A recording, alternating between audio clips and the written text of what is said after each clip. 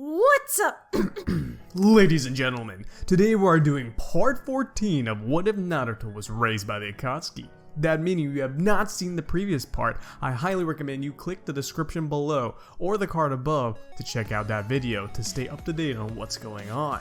Also guys, it is so great to be back here to talk to all of you. I've missed you guys so much, but I'm always commenting down below and keeping in contact with all of you, so make sure if you want to talk, comment below. Also, the story is coming to a hot wrap in the coming few episodes. So if you do not want to miss a single episode, make sure to hit that subscribe button and the notification bell to stay up to date. Also guys, since I haven't been here a while and I want to see the powerful beast at action, I want you guys to try to hit 300 likes on this video, and I know you beast should be able to do it no problem.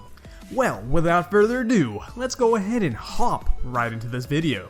In the last episode, we left off our team of allies preparing for a potential battle with the Akatsuki and Danzo that they could not ignore. They needed to save their mentor figure, Itachi, from the clutches of the enemies. They knew the enemy would attempt to use this as an advantage and lure them into their grasp so that they could capture the Nine Tails and eliminate any potential resistance to their world-conquering plan.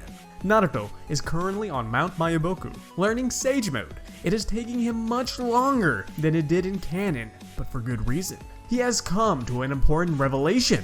Naruto discovered that he possesses the Curse Mark, and is attempting to turn the hindrance into an advantage by combining it with the Toad Sage Mode, as both jutsu have nature energy at its core. Naruto is on the verge of making a breakthrough on this jutsu when Sasuke, who is in the Mist Village, receives a inconspicuous note revealing that the Akatsuki plan to transfer over Itachi to Danzo. Sasuke can see this as a trap from a mile away, but is reluctant to call the bluff, as if there is any truth to this, Danzo will cause Itachi more pain than just death. It would be the worst fate his brother would have to endure. He is conflicted on what he should do. He knows it would be smart to regroup with Naruto and head there together, but he isn't sure when Naruto will finish his training. On top of that, it looks like the note says that the transfer will occur within 48 hours. If he decided to leave immediately, it would take over a day and a half to get there, just barely making it in time. Sasuke finally decides to just go alone, but before he leaves, he makes sure to relay the note and his plan to Haku so that Naruto will be able to catch up with him. To Sasuke's surprise, Jiraiya, who was also there with Haku, offers to go with Sasuke, as it sounds like he could use the backup, as he might not know what he will be going against. Sasuke is hesitant, but understands he needs any help he can get. Haku is fine with Jiraiya leaving, as he has learned all he can from him. His mastery of his tailed beast has increased exponentially since the beginning of the training, and is confident that he can keep his village safe with his current power until Naruto finishes his end of the deal and teaches him full control over the tailed beast. With that, Sasuke and Jiraiya quickly head towards the direction of the Leaf Village. Sasori and Deidara's plan to lure out Sasuke was partially successful. They didn't calculate for the extra baggage, but they could just dispose of him. With an ambush underway, the two wait for their chance to capture Sasuke. Now, we move over to the Akatsuki's real plan. Nagato has no intention on aiding Danzo by giving him Itachi. Instead, he plans on going back to his original plan of flattening the entire village. The part of the note that was true is that he is planning on moving out in 2 days' time. This is the time he expects Sasori and Deidara will be able to capture Sasuke for extra motivation for Naruto to come to the village so that he can capture and extract the remaining Nine Tails. Sasuke and Jiraiya have now covered a day's worth of travel. They are exceedingly close to the village, but need to set up camp as it's getting dark and could be dangerous traveling in the night. On top of that, they need to strategize a plan for once they arrive on the village, since Sasuke will not be welcomed and would need to be disguised. After this discussion, they call it a night. The next day begins with the sun breaking the darkness. Unfortunately for Sasuke and Jiraiya, it seems as they won't be able to attempt the plan, as Sasori and Deidara ambush their camp suddenly. Sasori attempts to incapacitate the two with his poison. Jiraiya's quick wit is able to get the two away from the poison. However, as Jiraiya pushes Sasuke out of the way, he is nicked by one of the poison needles. Sasori, frustrated that the fight won't go as easily as he thought, tells Deidara to go with plan B and uses explosives to separate the two. Massive explosions begin forming around Sasuke and Jiraiya, disorienting the two. Jiraiya is left to fend against Sasori, while Sasuke fights Deidara. Deidara initially seems to have the upper hand against Sasuke, as he can fire range attacks consecutively without Sasuke getting a chance to counter. On top of that, Deidara has surrounded Sasuke with explosive mines. Sasuke begins to get very frustrated and sends a flurry of lightning shuriken towards Deidara's floating explosive bird, which surprisingly immobilizes it and causes the enemy to fall to the ground. Sasuke notices this and begins to smirk as he has just found his ace. Deidara thinks Sasuke is going to use this advantage to get close for an attack, but Sasuke just anticlimactically ends the fight with a Chidori stream through the enemy's heart, ending Deidara immediately. Sasuke knew he didn't have time to waste as the time was ticking down for his brother. Sasuke mistakenly ignores checking in on Jiraiya as his carelessness allows Sasori to get a sneak attack from behind him, incapacitating the boy. Jiraiya was unable to hold Sasori off long as the poison was spreading throughout his entire body quickly. Jiraiya witnesses Sasuke being captured and the poison is running the clock and doesn't have much time. He uses what remaining strength he has to summon a toad and reverse summon to the lands of toads where he hopes to find Naruto. Sasori notices that Jiraiya disappeared but isn't worried about him as he was not his main objective. Sasuke was. Plus, the poison should get to him very soon. As Jiraiya poofs into Mount Mayaboko, the two great sage toads are horrified to find their friend Jiraiya boy in such a terrible state. Jiraiya weakly looks to the two and says he needs to relay an important message for Naruto. He mentions Sasuke's name, but is unable to get the rest of the intel out as the poison overtakes his consciousness and he passes out. The two toads quickly turn to get Naruto, but he is already standing before them. He looks very different than he did before. His pupils resemble those of a toad, but the entirety of his body has the hardened texture of a snake. As the two toads begin speaking, Naruto tells them what he has to do. He quickly approaches Jiraiya, touches his wounds, and begins releasing a large amount of nature energy. The toad sages are confused on what Naruto hopes to accomplish. However, before they can question the boy's jutsu for long, they begin to see Jiraiya regain consciousness. The purple surrounding his wounds from the poison begins disappearing. Naruto begins to smile. He has miraculously neutralized the poison. Jiraiya and the Toad Sages are astonished by the power and ask Naruto how he did it. Naruto just chuckles a bit and says he's not honestly too sure how, but it just felt like it was an instinct. It looks like he was finally able to master Sage Mode, and it somehow morphed into his curse mark with no surprising side effects. Jiraiya just sits there in awe as he witnesses his godchild, as he has yet again broken through his limits and reached new power. He is now certain that Naruto is the child of prophecy. However, Jiraiya has no time to stay in amazement, as he has important info to relay. Now that he is well, he tells Naruto that he has to quickly rush over to the Leaf Village. Sasuke was captured by an Akatsuki member on their way over there, as they received notice that Itachi would be exchanged to Danzo. Jiraiya also informs Naruto that he is certain that his plan is to ambush and capture Naruto's Nine-Tail. Naruto agrees with Jiraiya, but unfortunately, the Akatsuki, his once and only family, has tied his hands. He is furious that they have gone so low as to use his closest allies against him. Naruto is determined to save them. With his new power, he is faster, stronger, and tougher than normal Sage Mode. On top of that, his curse mark helps passively absorb nature energy to increase his time in this mode.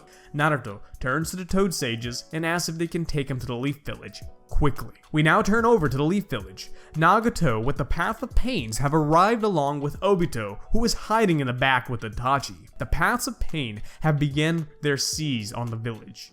Just as in canon, the Pains begin to kill a majority of the villagers and completely flatten the Leaf Village. After Pain wipes the village off the map, he exclaims, "Where is your hero, your leader, to protect you? How rotten the village has gotten." Just as this is occurring, Naruto pops in. He looks around at the horror surrounding him. The villagers he once interacted with when he was a spy were all wiped clean. He yells to Pain for the reason of his actions. Why must the innocent be involved in his world domination plan? Those bystanders had nothing to do with his plan. On contrary, Pain tells Naruto that everyone in this village has been corrupted by Danzo, and to bring equilibrium back to the world, they have to be the first necessary sacrifices. Naruto always had faith in his figurative father Nagato, but seeing his cruel acts in action was too much for him. Naruto was now furious. He himself shared the dream for world peace, but he didn't want to involve the innocent, something his father could not understand. Naruto fuels his rage. Pain laughs as he thinks how cute his treacherous son thinks he can defeat him just because he learned some new transformation. He sends out Asurapath to take down Naruto. However, to his surprise, Naruto sweeps right past him in an instant, annihilating the Asurapath in one shot, and immediately goes to the Naraka path, taking it out as well. From Naruto's years in the Akatsuki, he was very familiar with how Nagato's pain paths worked. Defeating the Naraka path would guarantee Nagato could not replenish his pains. Nagato couldn't believe it. He definitely underestimated his son's new abilities, and now has lost 2 paths instantly. Nagato now gets serious as he has to finish Naruto here and now, something he should have done years ago. Naruto sees Pain has gotten frustrated and uses this to his advantage. Naruto spawns a plethora of shadow clones and begins forming his new signature move he created while he was working on learning Sage Mode, the Rasen Shuriken. His horde of clones then run in looking like he's about to attack the Diva Path, but just as Naruto hoped, the Diva Path uses Almighty Push, and Naruto flies back. Using the delay time to his advantage, Naruto and his clones throw the barrage of Rasen Shuriken towards the Pains. A complete surprise to Nagato, but he begins laughing.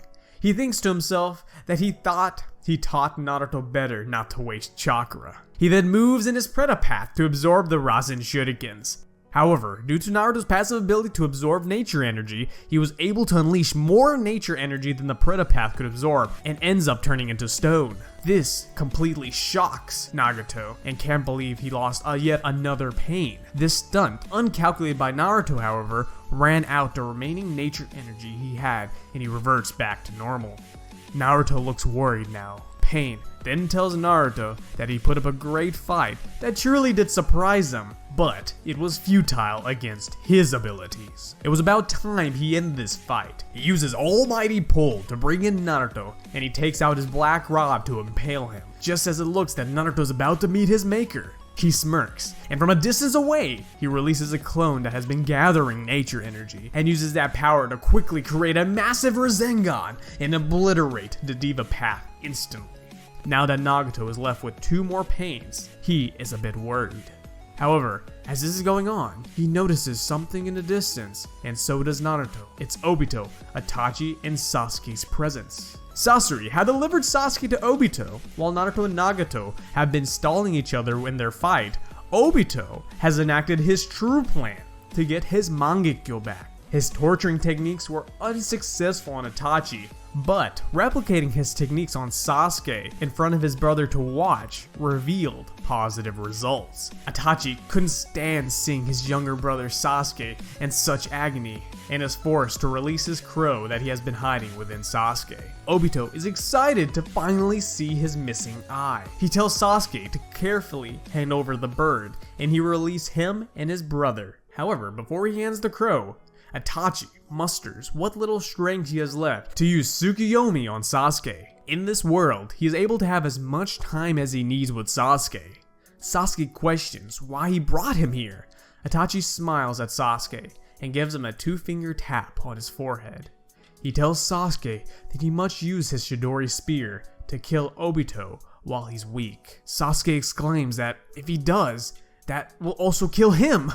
Itachi understands he's putting Sasuke in a burdenous situation, but tells him that this is the only chance. Plus, his time is coming short as his illness has progressed exponentially with the bad living conditions. Sasuke begins crying from his eyes, but understands what he must do. As he comes to, Sasuke begins handing over the crow, and as Obito's guard is down now, he releases a Chidori spear that goes through his brother and Obito's heart. Sasuke is agonized in pain as he sees his brother's eyes go lifeless, but still leaves off with a smile. Sasuke is crying from the intense emotion, and this trauma unlocks his Mangekyo. As Obito coughs up blood, he exclaims that he isn't done here and begins using Kamui to teleport Sasuke and the crow. Itachi takes his last breath in shock as he didn't expect Obito to have Kamui. How could he? Sasuke reaches out for his brother but is teleported away. Obito and Itachi both fall to the ground, lifeless. However, after a few seconds, Obito returns to life. He used Izanagi and his spare Sharingan to come back. He is angered that he needed to waste a Sharingan, but at the same time can't believe those fools attempted to kill him in that fashion. Such a dirty move, Itachi making his little brother commit. You may be asking, where Obito obtained the long-range Kamui? Well, as the Path of Pain were running rampant around the village earlier, the Diva Path had killed Kakashi. Obito used this as a perfect opportunity to take his Sharingan back from his ex-friend. Now that he's in possession of Sasuke, his other Mangekyo, and Sushui's eye, his real plan has been completed. Nagato, seeing this, is beyond angered. He had been completely played right into Obito's hands. Naruto, completely distracted by the capture of Sasuke, is passed by Nagato's remaining pains, who are in hot pursuit to end Obito's life. However, before they can reach him, he begins maniacally laughing, and uses Kamui on himself to teleport to his dimension, leaving Nagato, Naruto, and the demolished village behind. And that's where we're leaving this part. Now guys, if you enjoyed the video, make sure to smash that like button and leave your comments below, as I love interacting with all of you. But until the next one, my peeps, much love, Neon out.